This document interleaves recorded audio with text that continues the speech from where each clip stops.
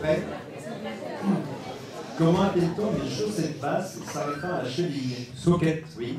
Dans le film Le Petit Nicolas, sorti en 2009, quel humoriste incarne la maman du Petit Nicolas? Le Mercier. Oui. Quel nom porte la montée lente et progressive du niveau général des océans? Voilà.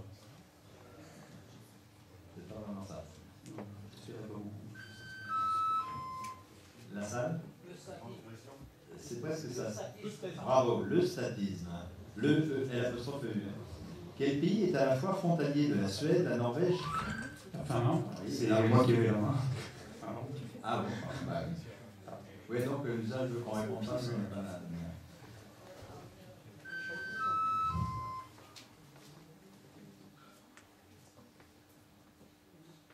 C'était un peu.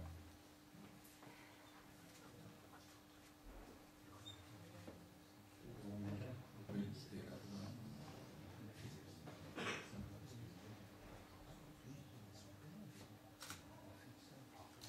Que signifie la lettre C de l'acronyme SMIC? Croissance. Oui, salaire minimum de croissance. À quel auteur de roman policier doit-on les aventures de l'agent secret OSS 117? Jean Rousse. Oui.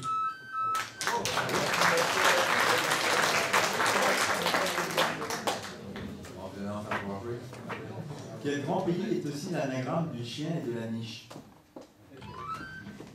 Oui. Quel vin doux naturel doit son nom à une station balnéaire de Roussillon? Frontignan. Non. Non plus. Oui. Combien de sauts de haies comporte un 3000 mètres steeple? 8. Non. 10. Non. 6. Non plus. 16. Non.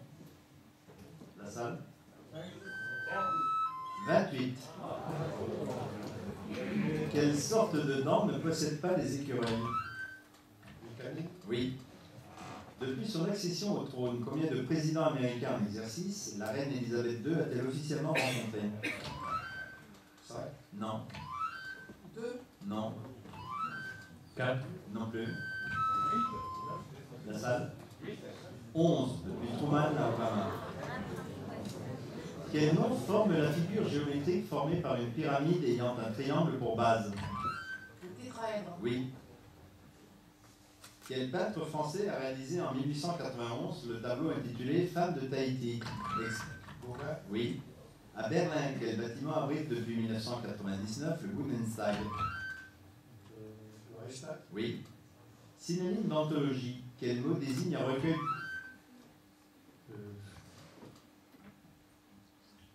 Morceau choisi d'œuvres littéraires, en particulier en poésie. Potpourri. Non. Un florilège. En médecine, comment appelle-t-on la transplantation d'un morceau de peau, d'os ou d'un organe entier? Une greffe. Oui. Quel personnage de la mythologie grecque tu as Achille? Hector. Non.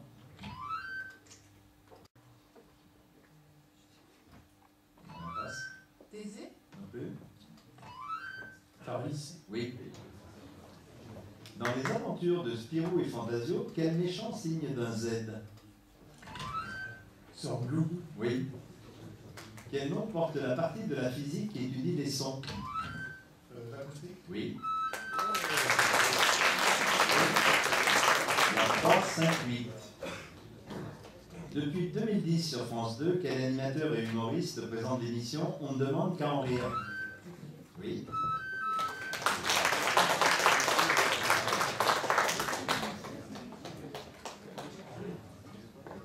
Alors, une série de 4 à la suite. Donc les duos de bande dessinée est remplacé par les religieuses au cinéma.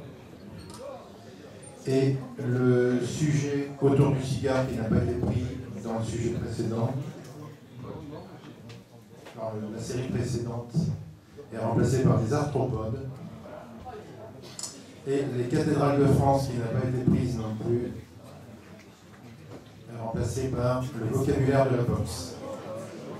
Donc 3 nouveaux sujets, les arthropodes, les religieuses au cinéma et le vocabulaire de la boxe.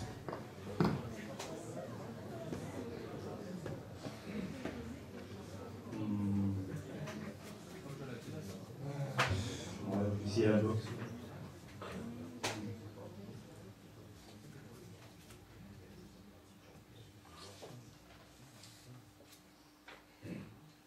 Comment appelle-t-on la mise hors de combat d'un boxeur resté au moins 10 secondes à terre? Oui.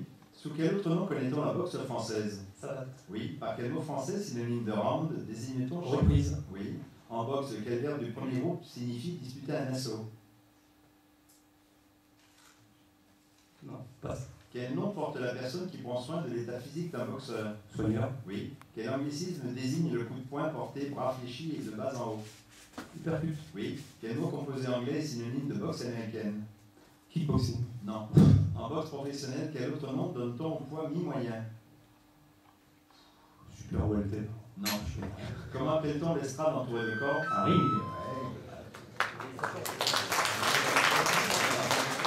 C'était bon, Caro, la savate était bon.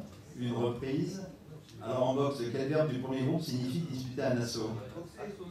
Tirer. On tire en boxe. Le soigneur, c'était bon, un hypercute aussi. Quel mot anglais composé de synonyme de boxe américaine? Full contact. Et en boxe professionnelle, c'est les poids welter. En boxe professionnelle, parce qu'amateur, c'est pas ça. Alors, le vocabulaire de la boxe est remplacé par les inventions et inventeurs du XVIIe siècle.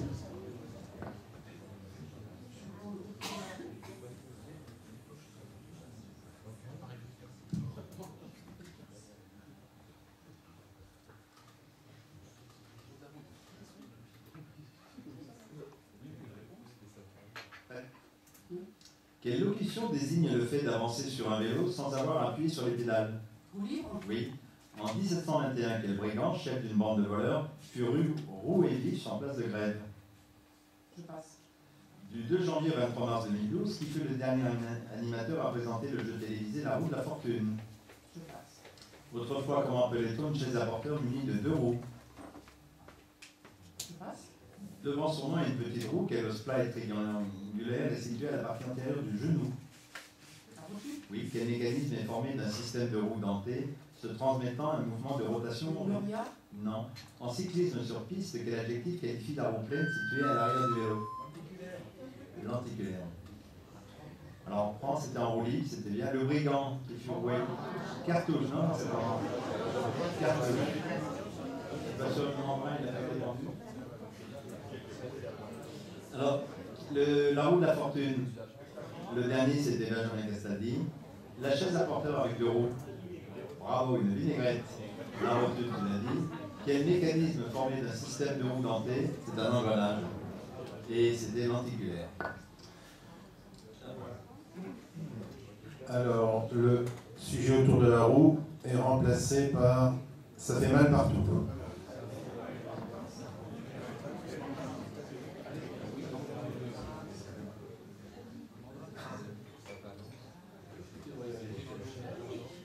Invention et inventeur.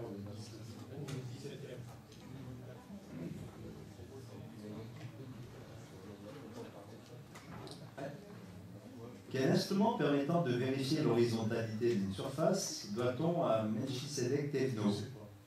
À quel bénédictin doit-on l'amélioration des techniques de fabrication du champagne? Carignan. Oui. Quel mathématicien est l'auteur d'un grand théorème sur les nombres qui porte son nom et qui n'a été démontré qu'en 1994? Fermat. Oui. Quel savant détermina le rapport des fréquences des notes de la gamme et mesura la vitesse du son en 1636?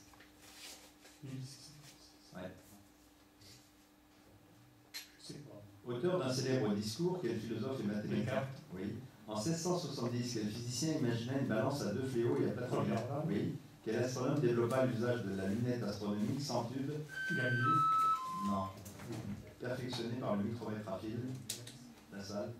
Adrien Auzou. A-U-Z-E-U. Alors, l'instrument qui permet de vérifier l'horizontalité d'une surface, le niveau à bulle.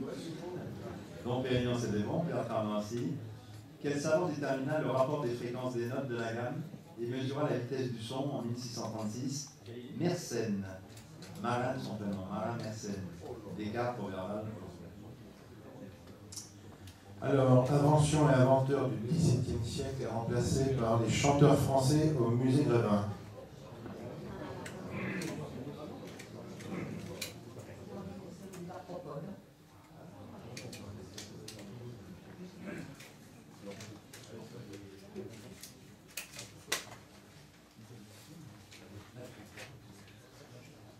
Tirant son nom du latin tabanus, quelle est cette grosse mouche dont la femelle diglobe et le bétail?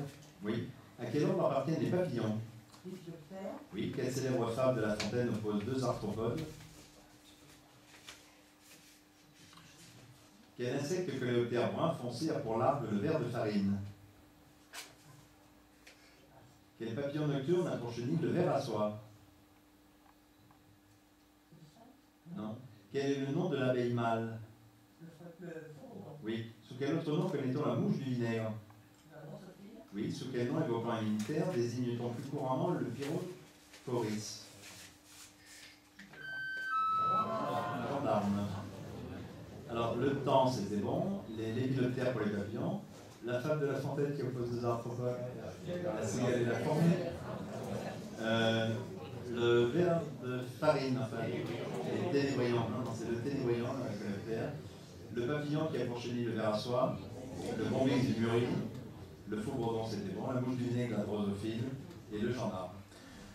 Alors, le sujet des arthropodes est remplacé par les sauces en gastronomie.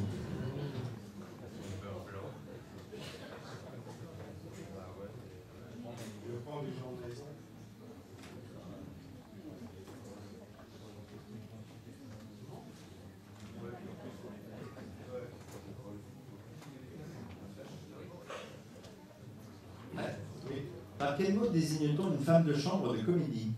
Une soubrette? Oui, dans le roman Les Trois Mousquetaires de Dumas, comment se nomme le valet de d'Artagnan? Passepoil? Non. À quel écrivain doit-on le roman Le journal d'une femme de chambre, paru en 1900? Passe. Quel écrivain est l'auteur de la pièce de théâtre Les Bonnes, publiée en 1947? Félo? Non. Anciennement, comment appelait-on un valet de pied qui portait la livrée? Un majordome? Non. Dans les aventures de Tintin, quel nom porte le majordome courtois et patient du château de Saint? Oui. Quel long fouet destiné à faire travailler les chevaux dans un manège est aussi un synonyme de femme de chambre? Je ne sais pas. En 1752, à quel dramaturge italien doit-on la pièce La Servante amoureuse? Ça? Goldoni. La soubrette, c'était bon. Le valet de d'Artagnan, j'enchaîne. Qui a écrit le journal d'une femme de chambre? Octave Mirbeau. Qui a écrit Les Bonnes? Jean Genet. Un laquais, je crois que c'était dit, non? Un laquais, Nestor, c'était bon. Et le fouet qui fait travailler les chambrières. Et c'était Goldoni. Alors,